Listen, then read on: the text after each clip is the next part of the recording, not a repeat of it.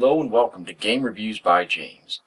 In the previous episode, I took a look at my first Sega Master System game ever, Alex Kidd Miracle World, and I wasn't disappointed. So today, I'll be taking a look at its sequel, Alex Kidd: The Lost Stars. As always, let's start the review by discussing the history of Alex Kidd: The Lost Stars.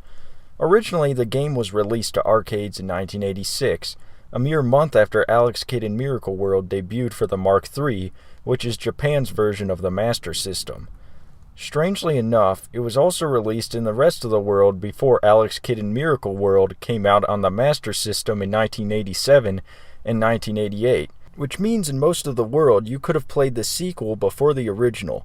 But this is most likely not the case, since the arcade cabinet itself is so obscure I couldn't find one single picture of it online. The game was ported and released on the Master System and Mark III in 1988, and the Master System version was re-released in 2009 for the Wii's Virtual Console, which is the version I'll be looking at today.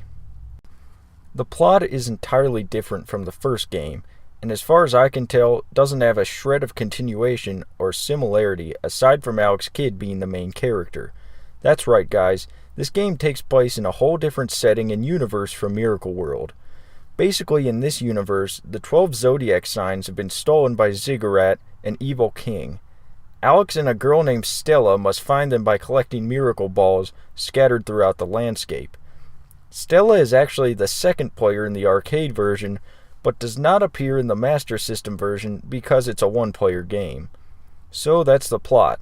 Find the miracle balls containing the 12 zodiac symbols and restore peace to the world. I have only basic knowledge of zodiac symbols, in the sense that I know that they correspond to the constellations in the night sky, but I can't imagine you need extensive pedantry of zodiac symbols to be able to enjoy the game. Well, for the sake of progressing the review, let's move on. Upon starting up the game, Alex Kidd is shown bouncing back and forth on two blocks. Once you press start, a digitized voice tells your objective in the game. Find the miracle ball. That voice is pretty high quality, and for 1988, it's pretty impressive. Once the first level begins, I noticed almost immediately how much better this game looks as compared to the first game. It's just popping with color and the backgrounds are extremely lush and detailed. Alex Kidd's sprite is much different. It's much more cute and innocent looking, but it fits well in this game. Since it's in a whole nother universe, its setting is entirely individual from what the original game had to offer, which is a good thing, because becoming predictable, formulaic, and repetitive with sequels is how they become stale and nobody wants to play them any longer.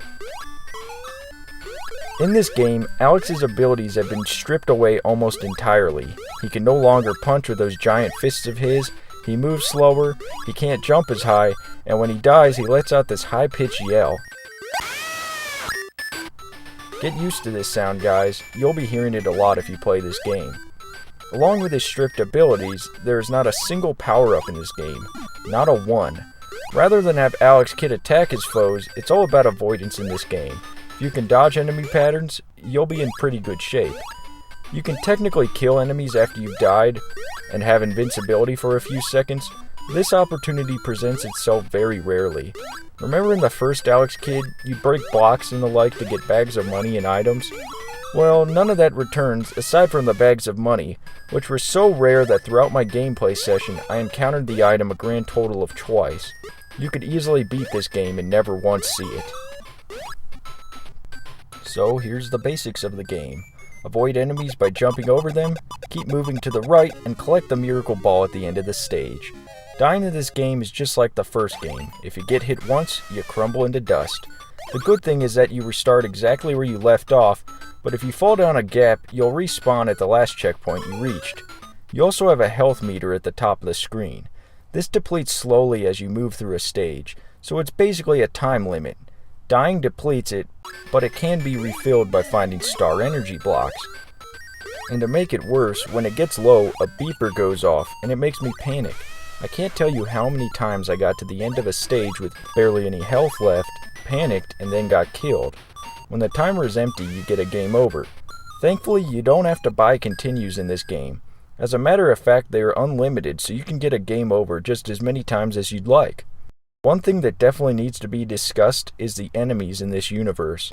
There are walking cards, dogs that burp letters, those little fuzzy chicks you get on Easter, and a floating teddy bear head with a gag ball in its mouth. What the heck? Who came up with these? Every level has different enemies, and some of them are more straightforward and generic, like zombies and robots. In the second level, there are metal fingers that try to goose you, so avoid them at all cost. I also met with a four-legged mushroom and some bouncing green thing which I can't even give a name because I have no idea what the hell it is.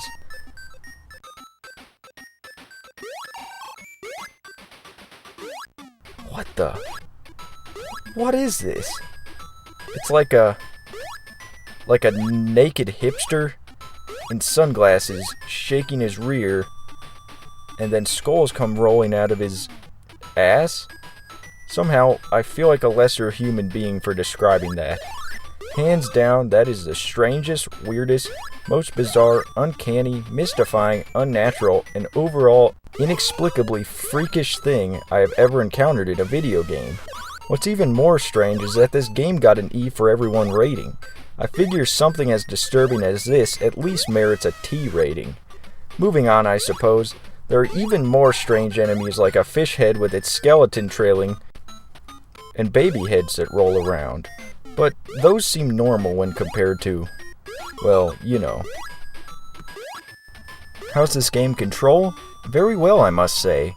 It's not as loose or floaty as the first game, and furthermore, the game doesn't feature as many platforming challenges. The control definitely complements the game's level design. Speaking of level design, there isn't much variety here. You always move left to right, and most of the platforming is the same throughout. One of the gripes I had with the first game was the difficulty. This game, on the other hand, has just about the perfect amount of difficulty. It's not too challenging and not too hard. It does have its moments here and there, such as these underwater stages, but it's pretty solid in that department. Having picked up and played this game for the first time for this review, I can say it was easy enough to get into and get going. Strange enough though, the easiest levels in this game I found were levels 1, 5, and 7, so it does have some issues with maintaining its difficulty throughout. After you've beaten levels 1 through 6 and collected the zodiac symbols, the evil King Ziggurat appears and Alex chases him into outer space. Here the gravity is changed so Alex is very floaty. Alex must be some kind of superhuman because he can survive in outer space without any gear at all. He can also breathe underwater with a snorkel and a pair of goggles, but that's besides the point.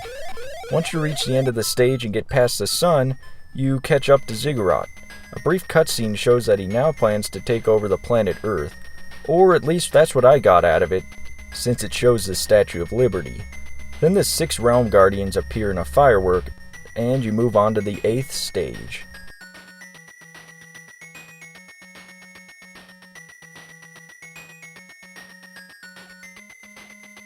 The final 6 stages are just the first 6 stages of the game again, but with more enemies, less power-ups, and a few other subtle differences. If you've beaten the first 7 stages, you've seen all the game has to offer. So to me at least, there really isn't any point to playing these unless you're curious to try the hard mode of the game. I did venture on, and while the game does get more difficult, it also becomes repetitive. Since you are essentially playing the same levels over again, you don't really get the sense that you are progressing. It was at this point that the game lost me. It's not fun to redo things over again, especially when the only point of having you rebeat the game over again is to simply pad out the adventure and make it longer. I'm not really a fan of that. Something else I've barely discussed is the swimming levels of the game.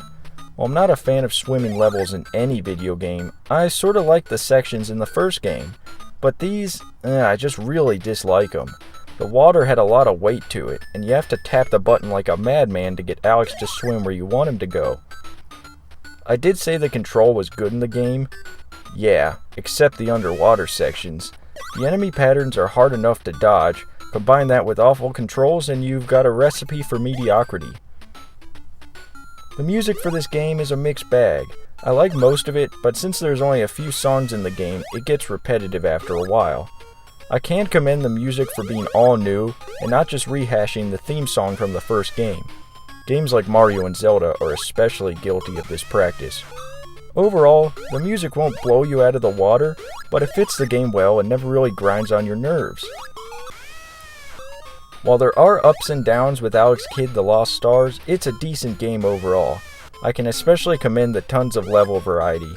You start off in a toy world, then an assembly line, then purgatory, or at least what I imagine purgatory would look like, then the ocean, the mountains, then into some weird place which it's kinda hard to describe. It's sort of like Pasta Land or something. After that you even go into outer space. Another high point is the enemies. Although they are all very strange, they seem to fit into this wacky world rather well, and they are extremely unique. Plus, unless you're swimming, the control is solid too. Low points for me are the repetition later in the game, the swimming levels, and not being able to attack. I can't really decide if I like this game or not. It's totally different from the first game, which is a good thing in the sense that the series feels fresh, but I can't bring myself to say that I enjoy this game nearly as much as Alex Kidd in Miracle World. While the enemies provided me a laugh or two, and the level variety is nice, I prefer the first game overall. Well, I've played 2 games in the series, and to say I'm intrigued would be an understatement. So next time on Game Reviews by James, I'll be looking at Alex Kidd's Sega Genesis debut, Alex Kidd in the Enchanted Castle. Thank you so much for checking out this edition of Game Reviews by James. Have a great day, and please beware any naked hipsters.